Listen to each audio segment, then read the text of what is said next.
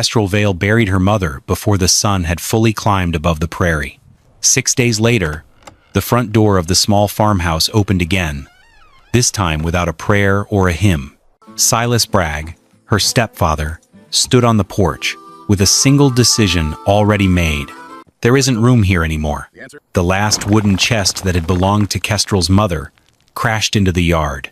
Clothes spilled into the dust.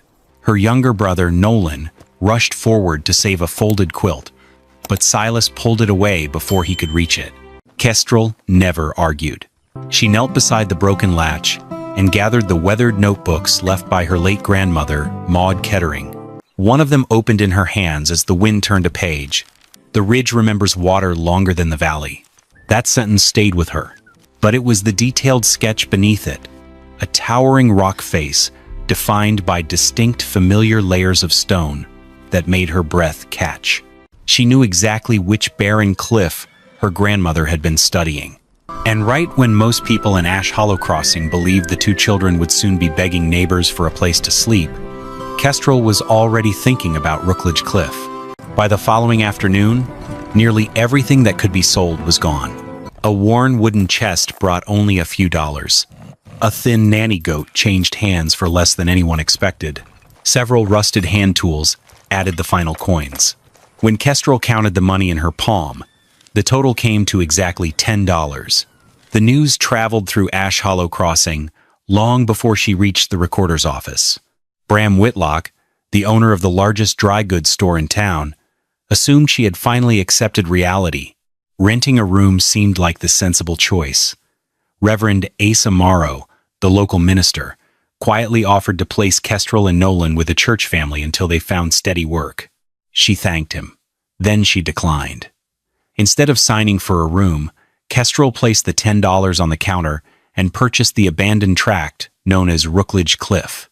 The clerk looked up twice before writing the receipt. Outside, the laughter spread from porch to porch. Some shook their heads. Others smiled as though they had just witnessed youthful foolishness. A girl who had been turned out of her own home had spent her last $10 on a cliff nobody wanted. The climb to Rookledge Cliff took most of the morning. Every few yards, the wooden handcart caught on loose rock, forcing Nolan to lean his full weight against it. By the time they reached the upper ledge, his breathing had turned ragged.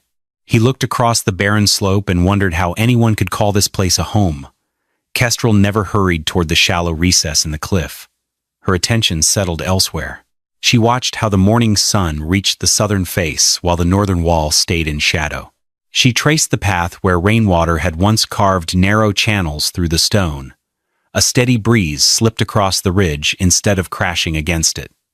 Then she opened Maud Kettering's notebook. Red sandstone, pale limestone, caliche seam. Each note matched the ground beneath her boots. A patch of green moss clung to a thin crack, no wider than a finger. Kestrel crouched beside it without saying a word. Moss could not survive for long where water had never been. The cliff looked abandoned to everyone below. She was beginning to see something entirely different. It was not an empty wall of stone.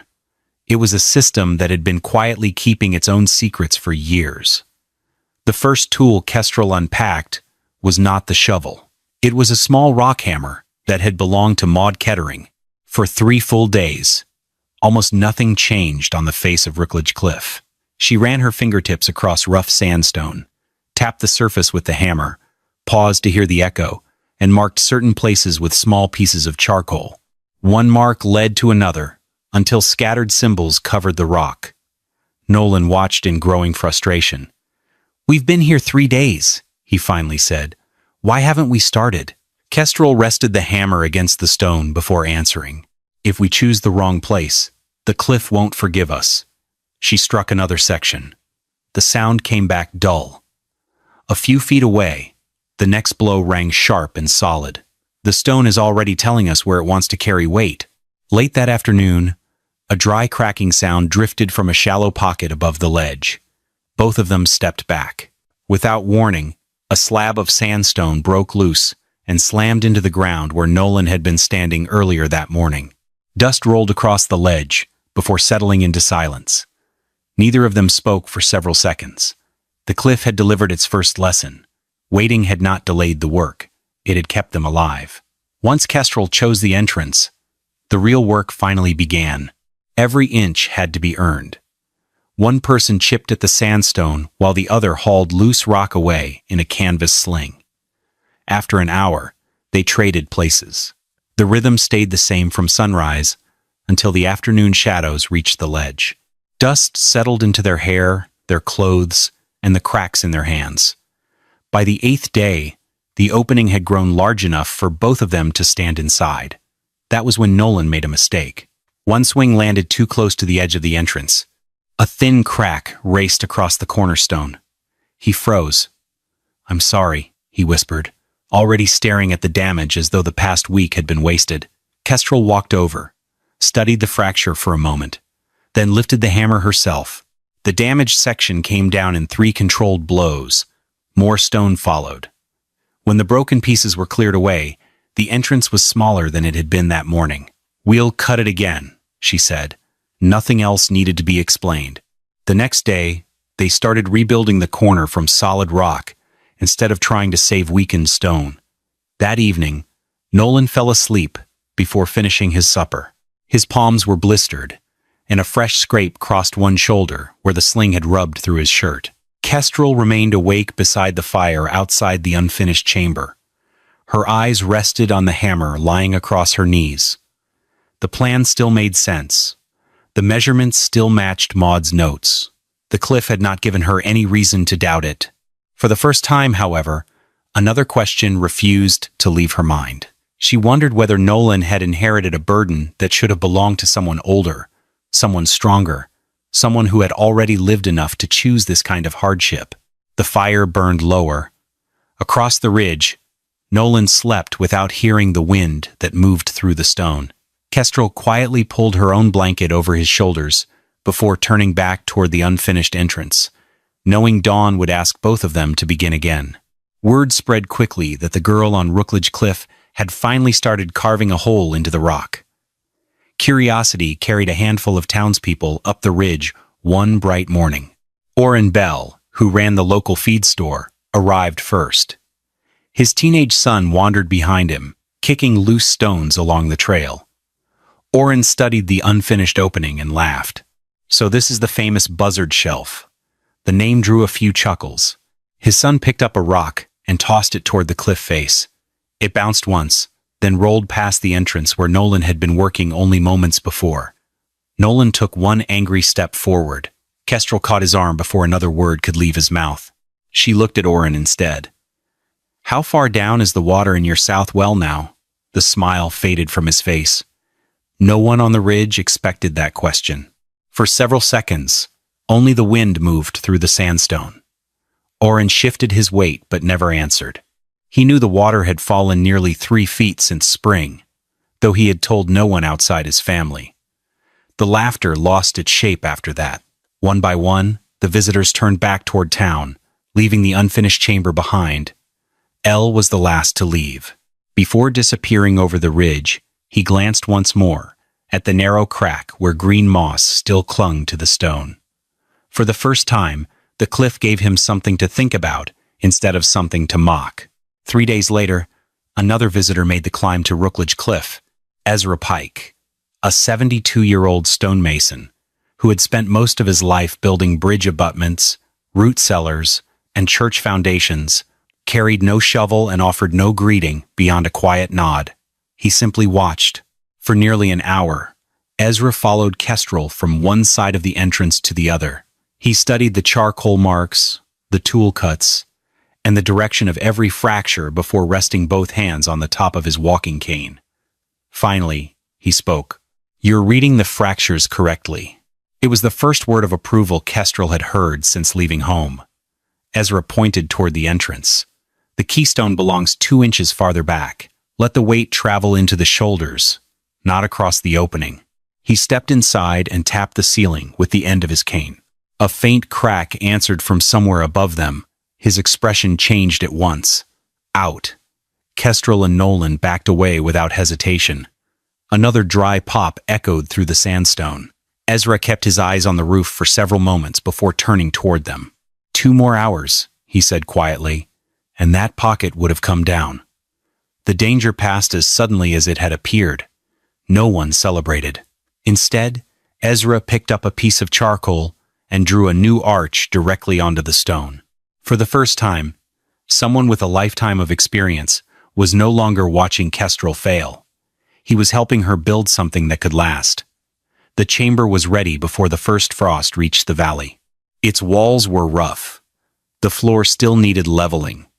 Fresh tool marks covered the sandstone, and fine dust lingered in every corner. Nothing about the shelter looked finished. Even so, it was enough for one night.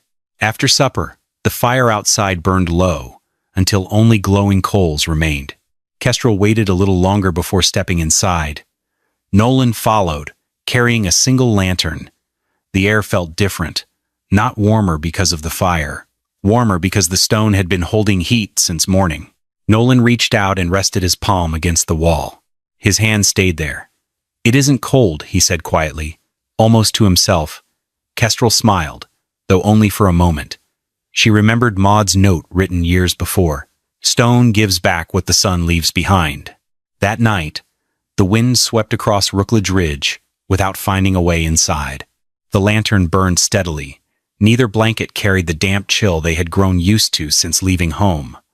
Before dawn, Nolan slept more deeply than he had in weeks.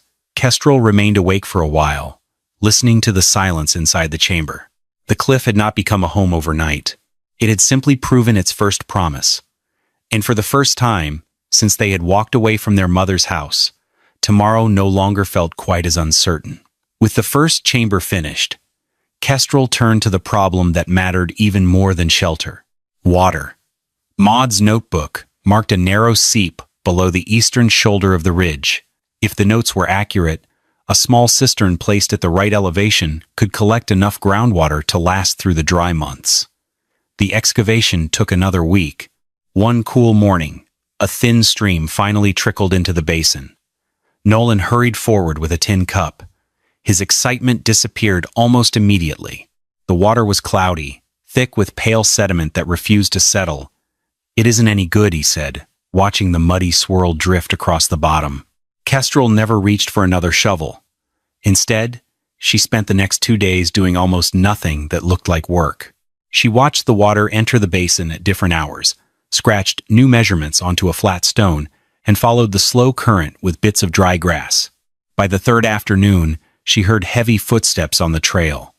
Rafe Calder, the town blacksmith, crested the ridge carrying a heavy canvas roll. He hadn't come out of charity.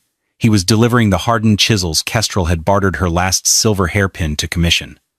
But instead of dropping the tools and leaving, the blacksmith stopped.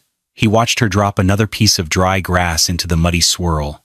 He was a man who understood the physics of heat and heavy hammer strikes, and he recognized someone trying to solve a mechanical problem. "You built a slide," Rafe said, breaking the silence. Kestrel looked up.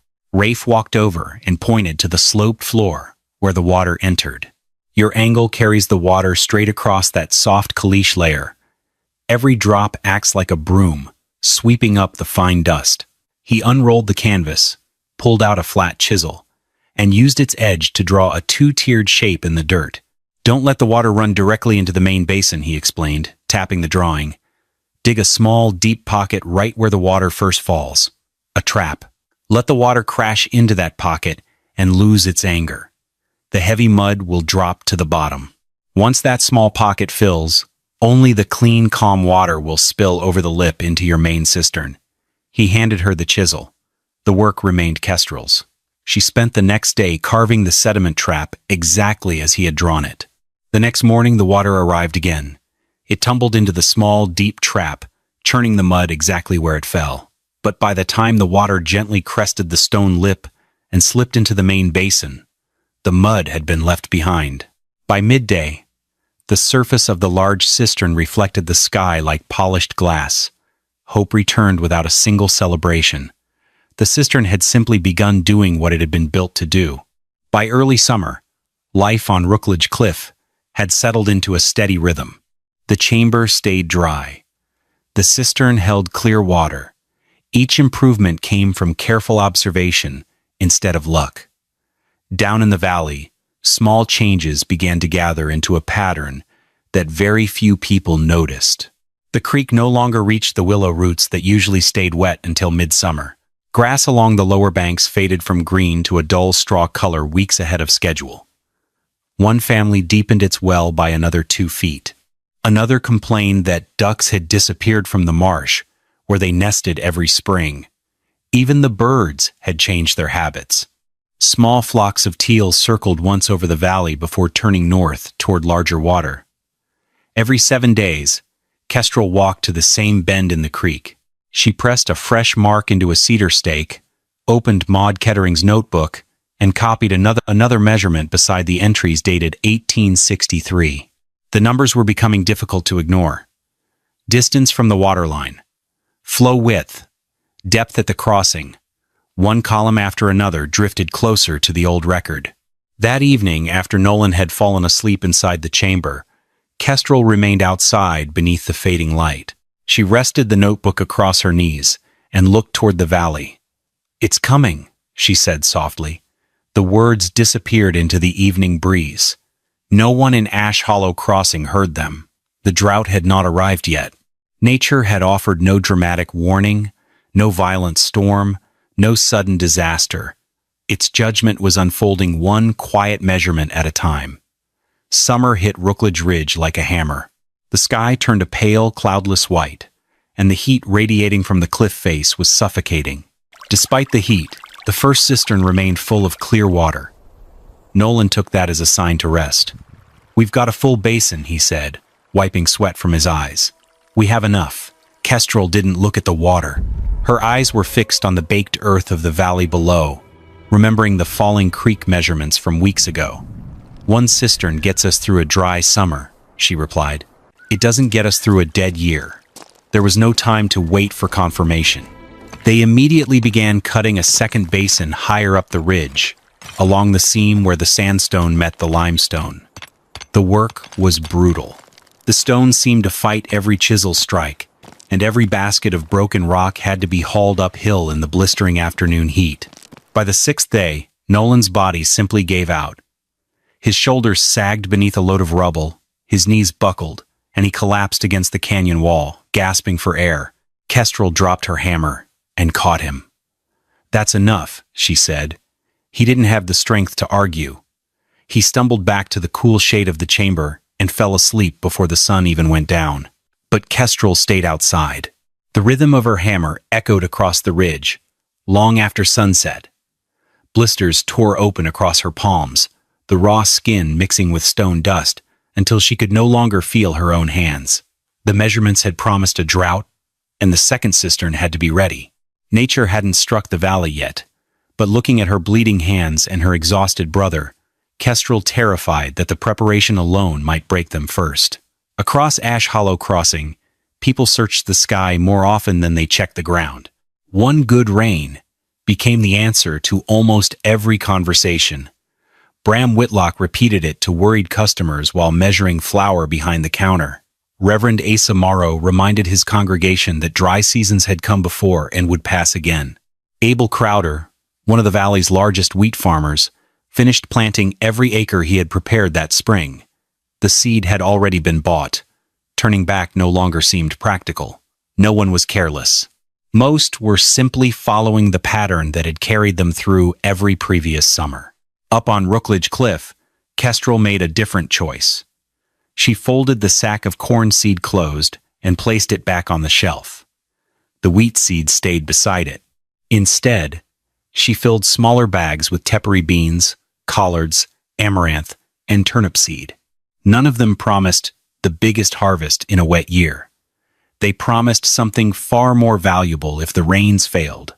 To give those seeds a place to grow, Kestrel and Nolan had spent the past month doing what seemed impossible, moving earth to bare stone. Basket by heavy basket, they had hauled river muck and dry soil up the steep trail. They stacked loose rock into a waist-high retaining wall along the lower ledge, packing the borrowed dirt behind it to create their first terrace. To get water to it, Kestrel had carved a narrow, straight channel from the lip of the first cistern directly down to the new dirt bed. To her mind, It was a simple, logical solution. Channel the overflow water into the garden for irrigation. Nolan spread the seeds across the first terrace, while Kestrel worked compost into the shallow soil. When news reached town, another round of laughter followed. "She's growing weeds now. Nobody fills a pantry with that." Kestrel never answered. She pressed another handful of seed into the warm earth and covered it carefully. The valley was placing its faith in the weather. She was placing hers in preparation. Months later, only one of those decisions would still have a chance to change the outcome. Rafe Calder returned to Rookledge Cliff a week later with another bundle of freshly sharpened chisels wrapped in heavy canvas. He handed them to Kestrel without ceremony, then walked past the chamber and followed the water channel toward the first cistern. He stood there for several minutes. His eyes moved from the cistern down to the terrace below, then settled on the straight trench carved directly down to the new dirt bed. "This cistern is doing exactly what you built it to do," he said. Kestrel waited. He picked up a dry stick and pointed at the trench. "But this channel isn't right. You carved it to run water to your crops on sunny days. But when the first real storm hits, it's going to be forced to act as a storm spillway." Using the stick, he traced the path of rushing water in the dirt. And with a pitch this straight, it won't slow the water down at all. The stick slid farther downhill. "It'll send the whole force straight against that retaining wall." Nolan followed the line with his eyes. "If that wall gives way, the terrace goes with it," Rafe finished. There was no argument. The next morning, all three of them began tearing out the old trench. Stone by stone, they widened the channel, turning it into a proper spillway. They lowered the grade and lined it with flat shale to break the speed and scatter the force of the water before it reached the terrace below. The work lasted 3 long days under a relentless sun, and when they finally finished, the new spillway curved gently away from the stone wall, instead of driving a funnel of water directly into it. Rafe brushed the dust from his hands. This should hold. Kestrel studied the finished work in silence. Then, for the first time since leaving Ash Hollow Crossing, she asked someone else to judge what she had built. "Do you see anything else?" Rafe looked across the chamber, the cistern, the sediment trap, the terraces, and the stone walls. After a long pause, he smiled just enough to notice. Not today. Trust had arrived so quietly that none of them realized it had become part of the structure itself. It wasn't built into the stone, yet the settlement stood stronger because of it. The drought didn't just arrive. It strangled Ash Hollow Crossing. There was no gentle fading. By midsummer, the creek that once reflected the sky had baked into a jagged scar of cracked mud. The wind, instead of bringing relief, blew hot and relentless, carrying suffocating clouds of dust that coated the inside of people's throats. The wheat fields that Abel Crowder had stubbornly planted didn't just turn yellow, they withered into brittle gray ash that crumbled at the touch. The soil split open in deep spiderweb fissures, as if the earth itself was gasping for a drink. Livestock became walking skeletons. Cattle chewed on dry bark and fence posts, their ribs jutting sharply against their hides. The sound of bellowing, thirsty cows echoed through the nights, until one by one the sounds stopped. Panic replaced patience. Wells that had provided water for 3 generations started pumping up thick mud, and then only dry sand. Families didn't pack their wagons out of caution anymore. They packed them out of sheer desperation, abandoning their homes under the cover of night. The road heading west became a trail of ghost wagons. High above the suffocating dust, Rookledge Cliff stood in stark defiance. It wasn't a lush paradise, the heat was still brutal, but it was alive. The drought-resistant tepary beans and collards clung stubbornly to the dark, compost-rich soil of the terraces. The second cistern, finished just in time, held a steady reserve of water, hidden away from the evaporating sun. Down in the valley, the remaining townspeople stopped looking at the empty sky. Instead, they stood in the choking dust of their ruined fields, staring up at the green terraces on the cliff. No one laughed anymore. No one called it youthful foolishness. The brutal reality of the dead valley had already delivered its verdict, and it was forcing them to look at the girl who had spent her last $10 on a pile of rocks. A week later, Kestrel carried 2 baskets of turnips and collards into Ash Hollow Crossing. The streets looked different. More wagons stood idle outside the feed store. Dust settled where livestock had once crowded the hitching rails. Even the conversations seemed quieter, as though everyone had begun saving words the same way they saved flour. Outside Bram Whitlock's store, Tamsin Whitlock stepped into her path. She looked toward the baskets before meeting Kestrel's eyes. "Do you still have water on the cliff?" "We do. And the garden?" "We've already started harvesting." Tamsin lowered her head for a moment. The answer seemed to settle something she had been carrying for weeks. "When you bought that cliff," she said slowly, "I told Bram you'd lost your senses." A breeze stirred the dust between them. "I thought grief had made your decisions for you." She drew a quiet breath. "I was wrong." Kestrel stood without speaking. There was nothing left to prove, nothing left to defend. She simply gave a small nod and handed over the baskets. "I hope your well holds a little longer," she said. Tamsin managed a faint smile, paying for the greens before turning back toward the store. Neither woman looked behind her. Tamsin walked away carrying the harvest of a hillside nobody had wanted, along with the heavy courage of admitting she was wrong. And Kestrel walked the long trail home with empty baskets, carrying a quiet victory that needed no words. Tamsin Whitlock's admission broke the final barrier of pride in the valley. A few days later, the most desperate folks began making the climb up Rookledge Cliff, but they didn't come empty-handed. Coins were worthless now, so they brought the only currency they had left. A beaten-down farmer led 3 scrawny hens up the trail, trading them for a few gallons of water to keep his family alive. Hours later, Orrin Bell, the feed store owner who had once laughed at her, trudged up the hill. He brought a thin, rib-showing nanny goat, awkwardly bartering it for a sack of tepary beans. Kestrel recognized the animal instantly. It was the exact same goat she had been forced to sell for pennies months ago. Now, those animals lived on the cliff, and they survived because Kestrel's system wasted nothing. The hens pecked at bugs and the tough outer leaves of the collards. The goat chewed on dry brush. In return, their manure went straight into the compost piles, making the terrace soil even richer. The cliff had become a closed-loop ecosystem. But bartering couldn't save everyone. The first person to climb Rookledge Cliff asking for food without anything to trade was Lottie Crane, a widow raising 3 young children on the edge of town. She removed her hat, her eyes hollow. "My youngest hasn't eaten since yesterday morning." Kestrel looked toward the baskets stacked inside the chamber. There was food. Not a great deal, but enough. She invited Lottie to sit while Nolan quietly brought out bread, a bowl of stew, and a tin cup of fresh, warm goat's milk. The children ate without wasting a single crumb, their eyes lighting up as they tasted the rich milk for the first time in months. Afterward, Kestrel opened a small ledger she had started weeks earlier. Every sack of beans, every turnip, every basket of eggs gathered, every gallon of water. She ran her finger down the columns, adding the figures once more. If she divided everything equally among the starving families, the stores would be gone in 2 weeks. After that, everyone, including Nolan, Lottie, and the children, would starve together. The numbers left no room for wishful thinking. Late that afternoon, Rafe stopped by to inspect the spillway. He found Kestrel sitting outside, with the ledger still open across her knees. She slid the notebook toward him. "I can feed them today," she said quietly, "but I can't feed a whole town until next spring." Rafe studied the figures before closing the cover.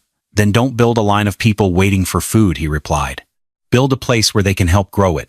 The words stayed with her long after he left.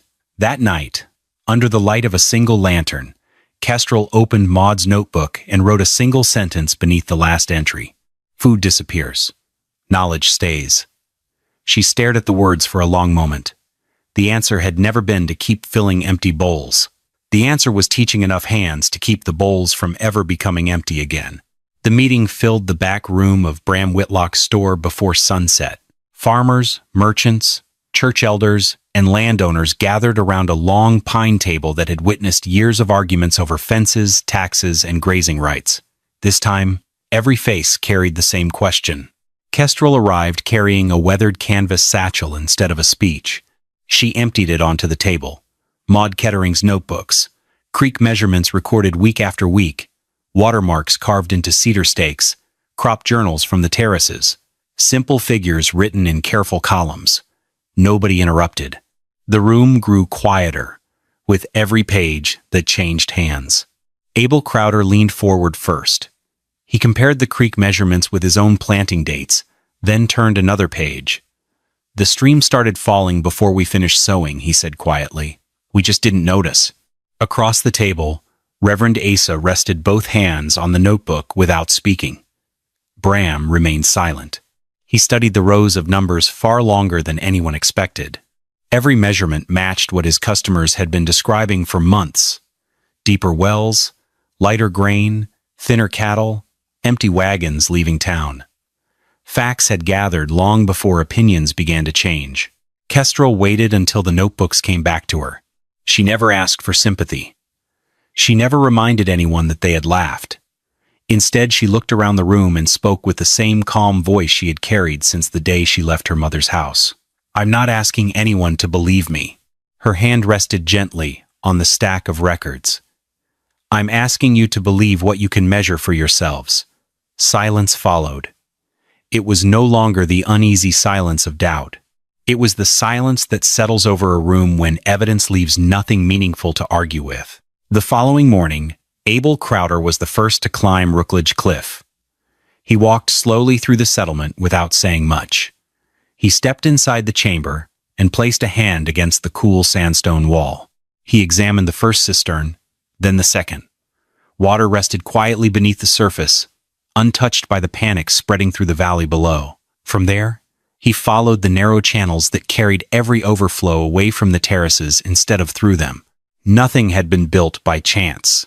Each piece belonged to the next. The terraces held dark soil while neighboring fields had already begun to crack. Prairie beans climbed their supports. Turnips pushed healthy leaves above the ground. The collards still stood firm beneath the relentless sun. Abel looked across the valley before speaking. "If we'd started building this when the creek first began falling," he said, "our wheat might still be standing." No one answered. There was nothing left to add. By sunrise the next day, 31 people gathered at the foot of the ridge. No speeches welcomed them. No applause greeted Kestrel. Nobody had come looking for a hero. They came carrying shovels worn smooth by years of use. Axes rested across broad shoulders. Handcarts rattled over loose stone. Picks, ropes, buckets, and wheelbarrows filled the narrow trail leading uphill. Kestrel unfolded a rough map of the hillside. She divided the work without raising her voice. One crew marked the reservoir basin. Another hauled flat stone for retaining walls. Others widened channels, stacked compost, or shaped new terraces beneath the cliff. Bram Whitlock arrived later that morning, with a wagon loaded with tools from his store. He parked it beside the worksite and quietly removed the chains from the tailgate. No announcement followed. People simply reached in, picked up what they needed, and went back to work. By midday, the sound of hammers striking stone echoed across the ridge from dozens of different hands. The laughter that had once followed Kestrel up the hill had disappeared. In its place stood something far more convincing. Work. Autumn carried the first storm into Ash Hollow Crossing almost 5 months after the last meaningful rain. It wasn't the kind of storm people remembered for years. The clouds were modest. The wind stayed calm. Rain fell in a steady curtain that soaked the ridge without tearing it apart. Work stopped. Men and women gathered along the edge of Rookledge Cliff, watching in complete silence. The first drops disappeared into the terraces instead of racing downhill. Moments later, thin ribbons of water reached the stone channels. They followed every curve Kestrel had carved months before. The overflow entered the spillway. The spillway slowed the current exactly as Rafe had predicted. Water slipped around the retaining walls instead of striking them. From there, it continued into the cisterns. Only after both basins began to rise did the excess flow travel toward the new reservoir below, spreading gently across the broad basin the workers had finished only weeks earlier. Nothing failed. Not a wall, not a channel, not a single terrace. Ezra Pike stood with one hand resting on his cane. A quiet smile crossed his face before he looked back toward the hillside. He had spent a lifetime trusting stone. Today, the stone had kept its promise once again. Nearby, Bram Whitlock stepped toward Kestrel. For several seconds, he searched for the right words. She noticed him before he spoke. Then she looked past him toward the reservoir. "The east berm," she said calmly. "Let's make sure it's holding." Bram nodded. There was no apology. There was no need for one. Within seconds, everyone was moving. Some hurried toward the reservoir. Others checked the spillway, the terraces, and the retaining walls. Boots splashed through fresh mud, while lanterns appeared one by one as daylight faded. The storm kept falling. The system kept working. Nature had delivered its verdict at last. It wasn't written in words. It was written in the quiet certainty of water, flowing exactly where careful hands had prepared for it to go. Spring returned to Ash Hollow Crossing with a different sound than anyone remembered. Water moved through the reservoir instead of racing away after every rain. Fresh grass covered the banks that had stood bare only months before. The terraces along Rookledge Cliff carried deep, dark soil, richer than the thin layer Kestrel and Nolan had started with. Every season of compost, careful watering, and patient work had added another little measure of life to the hillside. The changes reached beyond the cliff. Families who had once laughed at the terraces began laying out their own. Some copied the retaining walls. Others built smaller catch basins beside their gardens. Children who had never cared about creek levels learned to check cedar stakes before planting. The knowledge had started moving from one pair of hands to another. Bram Whitlock no longer measured success by what remained on his store shelves. He opened his warehouse to hold shared tools, seed, and supplies that belonged to the community instead of any single family. Tamsin kept careful ledgers, recording grain, vegetables, labor, and water with the same honesty she once reserved for household accounts. Abel Crowder oversaw the reservoir, walking its berms after every heavy rain, and teaching younger farmers how to spot weak places before they became broken ones. Rafe Calder spent less time at his forge than he once had.